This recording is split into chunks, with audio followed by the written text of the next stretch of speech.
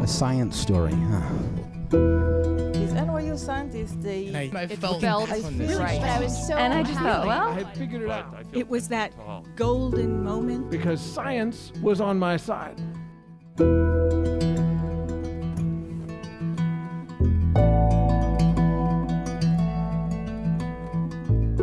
Hi, everyone. Welcome to the Story Collider, where we bring you true, personal stories about science. Today's episode was produced in partnership with Grow by Ginkgo. Beauty is often considered a superficial quality, but it has tremendous power over us.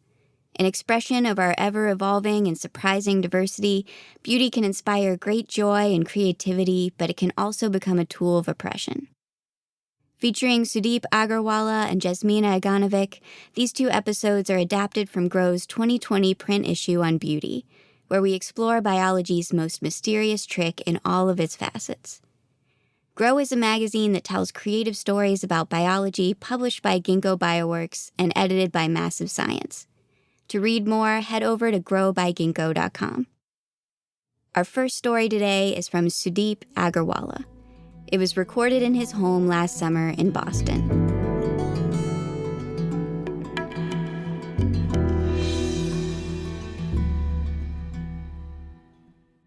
It is the morning of my 8th birthday, and I'm sitting on the floor of our kitchen in the house in the suburbs of Chicago. And in front of me is this plate with a few things arranged on it. There's some grass, some patty rice, flowers, an oil lamp that's been lit. We called it a breathing. And there's this small bit of beige paste on the plate that we call chandan.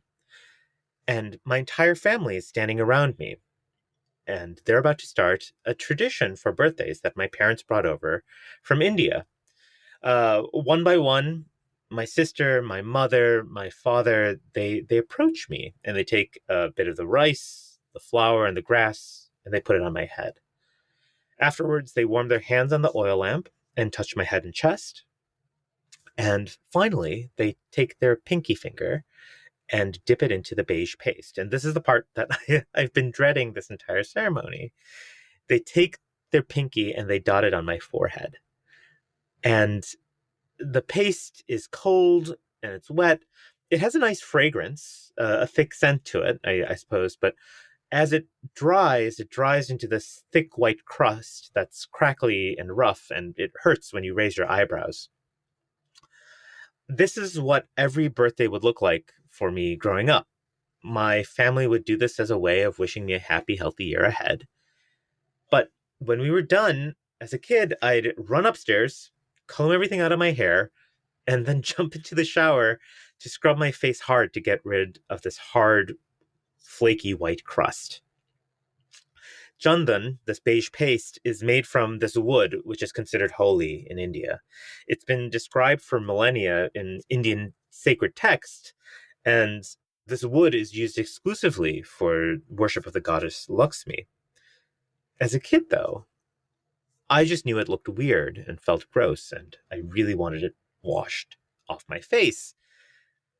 And in a sense, I kind of want to wash all of this off as a kid. The celebration was part of my life as an Indian American, but it was also deeply embarrassing. We had this ceremony every year on my birthday, but we never once invited an American friend to witness it. We never spoke of it outside of our household. We all just wanted to be normal. This tradition was an aberration from that, but it was important to us. Important to us, but not so important that we wanted to be seen as having these weird traditions. I still remember the first birthday, actually, where the ceremony didn't happen. It was one of the most exciting and liberating experiences of my life. My birthday's in early summer, in mid-June, and the first year it didn't happen, I was turning 18. I had a chance to leave Chicago, where I grew up, and I had this opportunity to do research in a biology lab in Maine in the summer. And that birthday, I remember feeling that something was missing, that the birthday was somehow being less special despite it being my 18th birthday. But I was too excited thinking about research in a real biology lab, not to mention exploring these Maine woods. science, biology, wasn't just a career choice. It was a way to escape my parents' immigrant life. It represented my future. It was a way to become American, to become what it felt like to become sophisticated. In fact, after that year, I never had a chance to have this birthday ceremony in my life again, as I continued on to college and then to grad school to become a biologist. Today, almost everyone I know knows me as a scientist. It still baffles me, but I make a living as a professional biologist, as a professional yeast scientist. And I stumbled into this new field, synthetic biology. And as a synthetic biologist, I think of biology as a technology that we can deploy against challenges humans are facing from resource limitation. And as part of this, a few years ago, I was tasked with thinking about how to preserve the ways that humans worship and materials that we consider holy. So to explain that, from the Christmas story, we know frankincense and myrrh. But as it turns out, frankincense and myrrh are becoming more and more precious because they're becoming endangered because of climate change and overharvesting. Same story goes from agarwood, from the Islamic tradition. And I was shocked to encounter jandan, this paste as I hated as a child, in this context. Rather than call it jandan, though, this time around I encountered it as sandalwood. Sandalwood, maybe more specifically, I encountered it as Santalum album. It's this parasitic plant, an epiphyte that's related to mistletoe. And it's a vulnerable species that's currently prohibited from being harvested in India because it's over-harvested for its religious context. And climate change is making things worse. Its ecological niche is becoming increasingly rare. The guilt. Growing up, it's such a narrow definition of what sophistication and what normal meant. I wanted to be American. I wanted to have the same parties and birthdays as my friends. And what I didn't realize as a child was how amazingly special this birthday ceremony that I had was. It's only something that I could really realize once I escaped having those birthday ceremonies and became a real scientist. That this thing that I hated having smeared on my forehead was not just a part of my parents' tradition. It's a part of the world's heritage. It's a part of the world's heritage that is disappearing.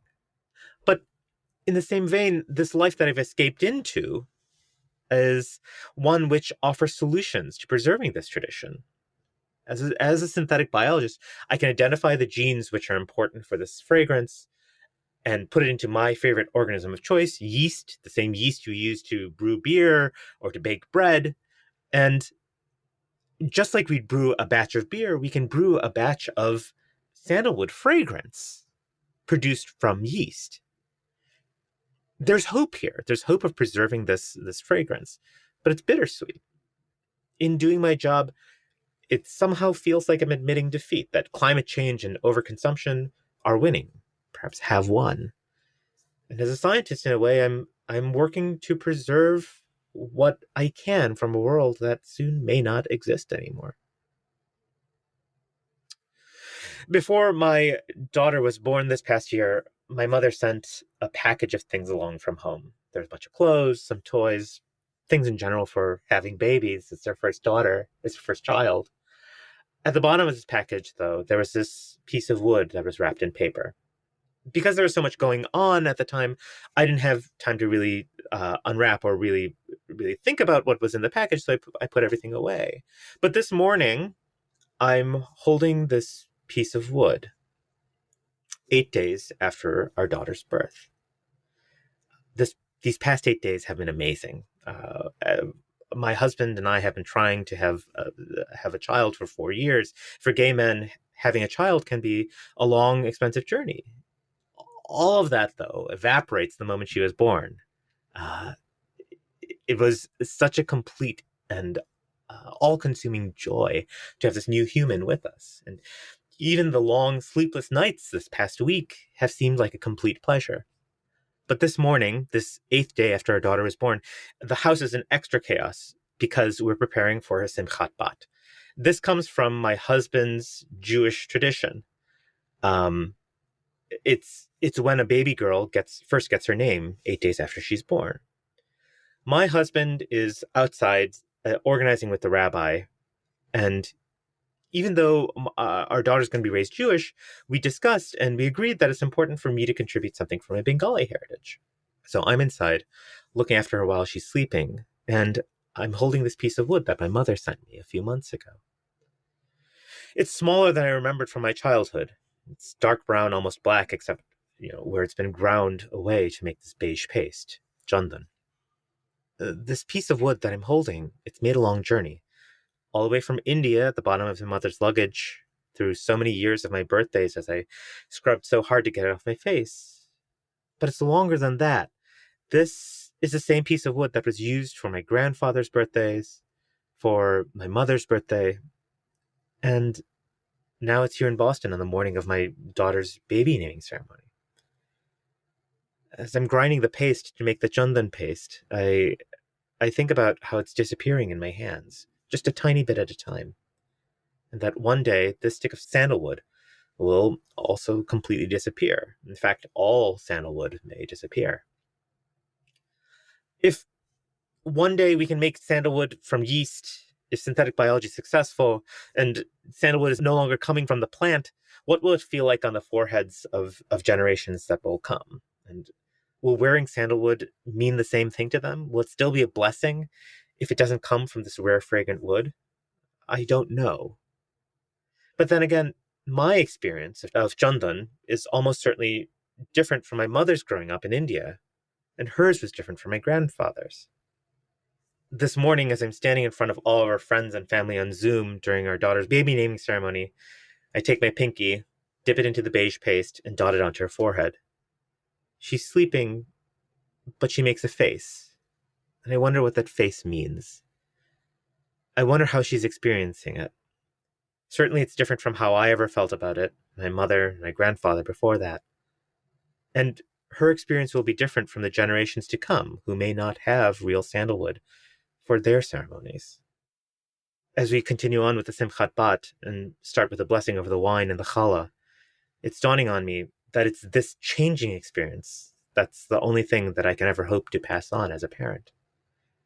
My daughter is the next step in the ever-evolving story of this tradition.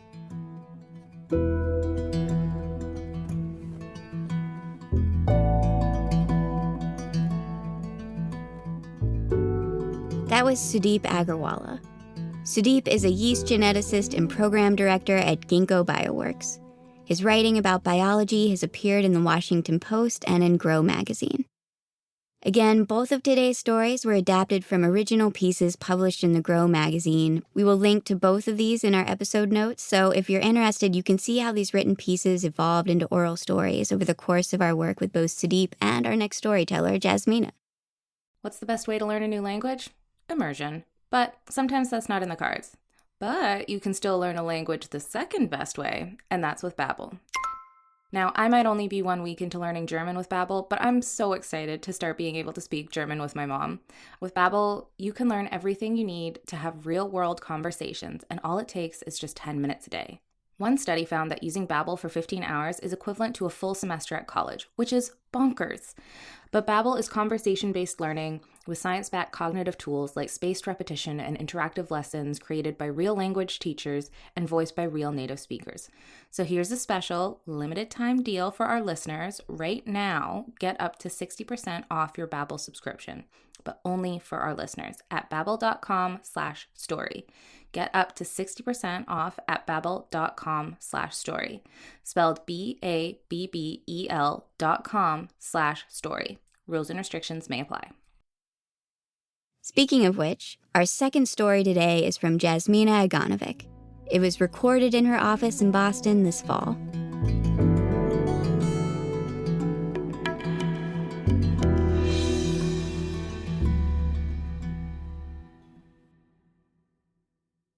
One morning, I came into the office during a meeting that was taking place in the back conference room. The walls were all glass, so the conference room was a focal point of the space. Other than those in the meeting, the rest of the office was empty. I walked over to my workspace and sat down at my computer to prepare for a meeting that we were having with a prominent lab on campus that day. It was the summer after my junior year in college. I was interning at a seed-stage venture capital company that was working with student entrepreneurs starting companies out of their PhD programs. I was not there because I was interested in becoming an investor. In fact, I hadn't the vaguest idea actually of what kind of job I wanted after school. But what I did know is that I really enjoyed science being used to create things in unexpected ways, which led me to this internship. When I wasn't in that office, I was hopping from building to building on campus with my boss. Sometimes entire teams were in fancy conference rooms, and other times it was just about speaking to a lone founder in a cramped lab office. That morning, I was in the office until the afternoon. One of the partners walked out of the conference room in the back and shared that there was a lab at one of these schools that had developed a partnership with a prominent cosmetics company. They were in the process of winding down that collaboration, and they needed someone to take a look at the technical development that was done there and provide a summary. Would I be interested? Sure, I said. But I was mostly preoccupied with the upcoming meeting at that well-known lab, so I just took the folders and put them to the side. There was another intern there that summer. We sat next to one another and usually tag-teamed things. I assumed that this cosmetics lab project was no different. I started speaking with him about it, and one of the other team members at the company said something like, "Jasmina, we figured you should do this on your own. It's the beauty industry. Figured you'd have fun with it." It dawned on me that I was the only woman at this venture capital firm, and that this was probably the driving factor for this project being given to me. While I realized that my colleague was well-meaning, I don't know that I recognized it as sexism, actually. I don't know if it was because I was naive and I hadn't yet stepped into the world where I would face that full on, or maybe it just wasn't talked about as much back then as it is today. Instead, I actually think most of my annoyance was that the beauty industry wasn't taken seriously as an innovation driver, and I did not want to be given a project that wouldn't be taken seriously. I blanked out on the rest of what was being said because my soul was rolling its eyes and my horrible poker face was about to give it away. The next morning, I decided to treat myself with a bribe to do the work. I went to the coffee shop nearby. I sat by the window at this small round table and ordered a nice coffee. I opened up the first manila folder and started flipping through the papers. Pretty quickly, I started to think, this is kind of interesting. As I got deeper into the material, I realized that this was an industry that I enjoyed and one that was well aligned with my background. I also realized that it had an element of creativity and speed and storytelling that was really attractive to me and how I liked to work. I ended up going through the material pretty quickly and finishing up the report. While I still thought that this was kind of a weird way to assign people projects, it was a watershed moment for me. It felt like there was a door opening and all you saw was what was on the other side. You just don't even pay attention to the door in terms of the color, the material, or any details like that. You're just focused on the thing that is on the other side. It's like a bright light being all you see as everything is blasting through that opening. After that internship, I made the decision to start my career in the beauty industry. At the time, the economy was effectively collapsing. I distinctly remember walking down the infinite corridor of MIT that September and seeing people crying undoubtedly because they had just lost their prized full-time job offers as a result of the financial collapse. This backdrop was something else that gave me maybe the prodding that I felt I needed to do something unusual because I didn't feel like I was missing out on much. I applied to every remotely relevant job online at all of the major companies. I'm talking probably over 100 jobs. I remember writing these extremely thoughtful cover letters, and they all felt like they went into the abyss. I never heard back from a single one. Not one. And so the months went by. I was telling people about what I was trying to make happen, I think a bit sheepishly because the response was mixed. There was, of course, the resistance that you might expect. My advisor, who was a tenured professor at MIT, who I so admire to this day, point blank told me that my decision to work in beauty was wasted because I could be doing more meaningful work in a field like cancer research. That was gutting, especially given that cancer hits close to home in my family and pretty recently at that time. That statement made me feel selfish and frivolous. My friends were generally supportive, though it came with its own experiences that could sometimes be demoralizing. I remember one of my close friends who was the endless cheerleader for everyone. We were sitting in one of those lounge areas catching up in these armchairs that were orthogonal to one another, just looking outside at the window. The juxtaposition of our circumstances in that youthful moment of insecurity caught up to me in that moment. He was one of those people that arrived on campus and knew exactly what he wanted to do and where he wanted to work. And to this day, he is in his late 30s at the job he knew he wanted as a teenager. And that just seemed so impossible to me. He was like, "You can do this." But I remember looking at him and realizing by the look in his eye that he was bewildered by my decision and didn't have the heart to tell me straight. Him, my close friend and encourager. Thinking back, I think the comments that hurt the most were not actually the harsh words that came from my advisor. It was what was in the void of comments that came from friends who didn't understand my decisions. I didn't really expect my advisor to know me all that well, but I did expect my close friends to. I started to question everything. The what-ifs were killer. I was fighting them off all the time, but sometimes they would just overwhelm me and I had to succumb. And that moment in that lounge with my endless cheerleader was one of the many times that I cried that last semester over the uncertainty of what was ahead. My friend was patting me on my shoulder to comfort me, but he didn't know what to say, which only magnified the disconnect of our circumstances. But one thing I've learned about myself, especially over time, even if I'm devastated during discouraging circumstances, give me a beat and my brain will probably find something else to try. It doesn't happen overnight, but my mind will always return to this irresistible need to figure it out. It's like something in the back of my mind just keeps churning while I'm walking, making food, exercising, whatever. And then suddenly something emerges and you think, that is pretty compelling, actually. I want to give that a go. And sometimes it's more like, it's a stretch, but it doesn't hurt to try. And if it works, that would be amazing. And here's what I realized. Just emailing and applying online wasn't going to do it. I remember pacing in my dorm room one morning. It was a sunny day out, and through my window, I could see the Charles River. The water was shimmering. Suddenly, I thought, maybe looking at open job postings was actually narrowing my scope. What if instead I thought about brands that I loved and just let them know I was interested in contributing? So I opened my laptop and started Googling the name of brands that came to mind. I would click on their homepages, scroll to the bottom of the page where it said, "Contact us." And whatever that number was, I called it. It was harrowing to make cold calls. The calls themselves were all different. Some of them were automated. Some of them directed me to customer service. Some of them outright said, "No thanks." Others took down my info. One of those random and uncomfortable cold calls was to a brand named Fresh. I loved this brand because they were pioneering the naturals category with stunning fragrance and ingredient stories. After giving my spiel, I'm a chemical engineer from MIT, I'm graduating soon, I would love to help the team at Fresh if there are any open roles. The woman on the other side of the line said, "Isn't MIT in Boston?" I said, "Yes." And she said, "Well, I don't know if you know this, but Fresh's headquarters is in Boston. I think I remember hearing that they need help in product development. Would you be open to that?" And you can probably guess what my answer was.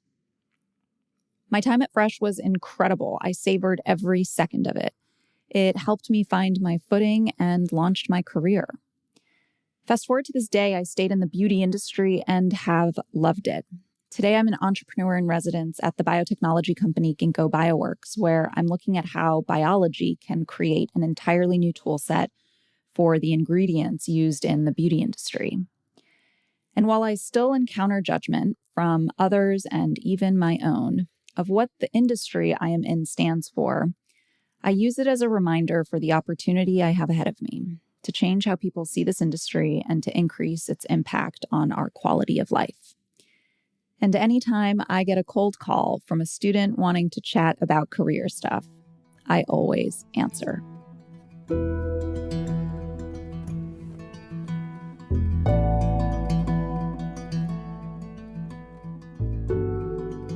That was Jasmina Aganovic. Jasmina is a cosmetics industry professional who is passionate about translating innovation into meaningful brands that have an opportunity to connect with a broader audience. Her previous company, Mother Dirt, included a line of products focused on the skin microbiome. Now, Jasmina is working with the powerful Ginkgo Foundry to see what we can learn from biology and can harness through microbes for use in the personal care industry. The Story Collider is so grateful to Sudeep and Jasmina for sharing their stories with us. The Story Collider is also very grateful for the support of Grow by Ginkgo, as well as the support of Science Sandbox, a Simons Foundation initiative dedicated to engaging everyone with the process of science. This podcast is produced by me, Erin Barker, Executive Director and co-founder of the Story Collider, with assistance from Story Collider's Program Director Nissa Greenberg and Senior Podcast Editor Jun Chen. Special thanks goes out to Story Collider's board and the rest of our staff, including Managing Director Anne-Marie Lonsdale, Science Advisory Fellow Edith Gonzalez, Operations Manager Lindsay Cooper, Marketing Manager Nikisha Roberts-Washington, and our intern Jamie Banks, without whom none of this would be possible. The stories featured in today's episode originally ran as print pieces in the Grow magazine, and for this episode they were produced by me, Erin Barker, and senior producer Ari Daniel. Our theme music is by Ghost. A huge thanks again to Grow by Ginkgo for supporting this episode and to Sudeep and Jasmina for adapting their beautiful stories. Next week, we'll be back with more live recorded stories from our shows. Until then, thanks for listening.